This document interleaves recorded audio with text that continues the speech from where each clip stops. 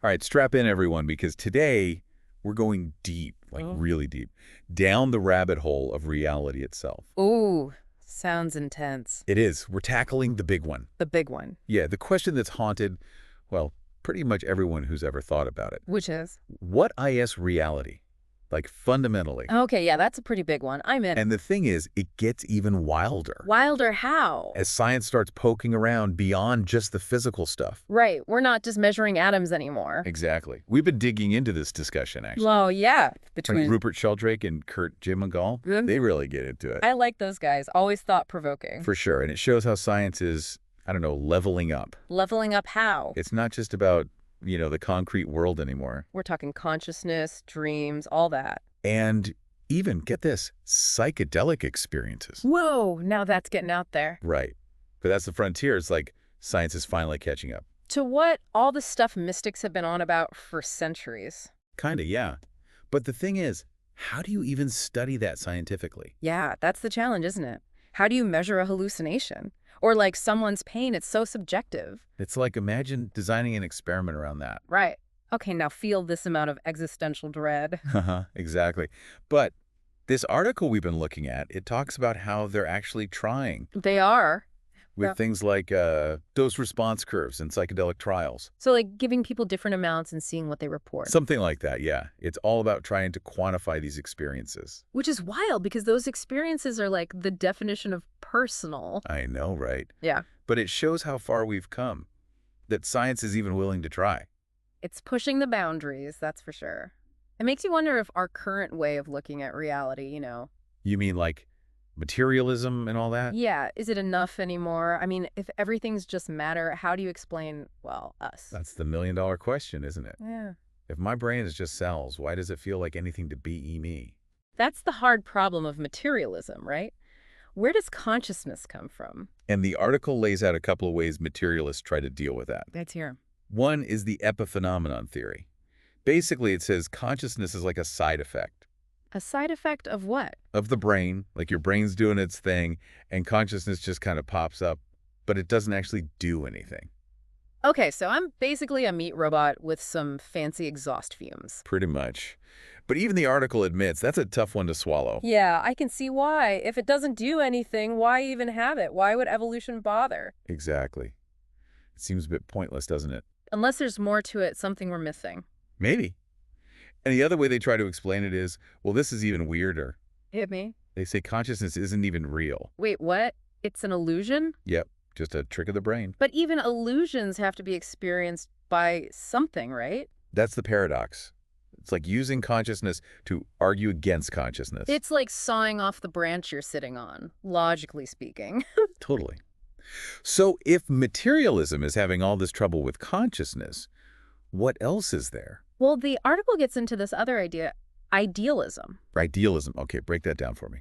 So it flips the whole thing around. Instead of saying consciousness comes from matter. It says matter comes from consciousness. Bingo. It's like the fundamental reality is consciousness, and the physical world is just like a manifestation of that. Okay, whoa, that's a mind bender. Right. And they talk about this guy, Bernardo Kastrup. He has this idea called idealist physicalism. Idealist physicalism. What's that? It's like imagine reality as ripples on an ocean, right? Okay, I'm picturing it. The ripples are the physical world, the stuff we see and touch. But the ocean itself, that's consciousness. Exactly. It's the underlying ground of everything. So does that actually solve the problem materialism has? It's a different approach, that's for sure. If consciousness is primary, then it doesn't have to emerge from anything. It just is from the start. Right. And this is the tricky part, it's hard to test scientifically. Yeah, it's very philosophical. Right. More like a framework for thinking about things than something you can measure in a lab. Makes sense. But it seems like both sides have their sticking points. For sure. They both have their strengths and weaknesses. So where do we go from there? Is there some middle ground? Well, the article gets into some really interesting stuff about that, too. Like what? They talk about these Trinitarian models. Trinitarian, like the Father, Son, and Holy Ghost. Yeah, that's one example they give. But there are others, too. Like what? Well, there's this concept from Hinduism, Satchidananda. Okay, never heard of that one. What's that all about? Basically, it's like there are three fundamental aspects of reality. Three. Which are? Consciousness, energy, and matter. Mm. And they're all interconnected. You can't have one without the others. Huh. So it's not just mind or our matter, it's both, plus something else. Yeah, that's the idea. And the cool thing is, it kind of lines up with some stuff modern science is discovering. Really? Like, Well, think about energy, right? It's everywhere in physics. It's what makes the universe go round. true enough. And matter, well, that's pretty obvious. But then you've got the structure of the universe, Yeah. the laws of physics, the complexity of life. You're saying that's where consciousness comes in? It's a possibility, right? Right. It's like there's some organizing principle at work. I like that. It's not just random chaos. There's a sort of intelligence behind it. Exactly. And the article even makes this crazy comparison between the Big Bang and, get this, the biblical creation story. Wait, seriously, those are like totally opposite ends of the spectrum. I know, right? But they both talk about this idea of order coming from chaos.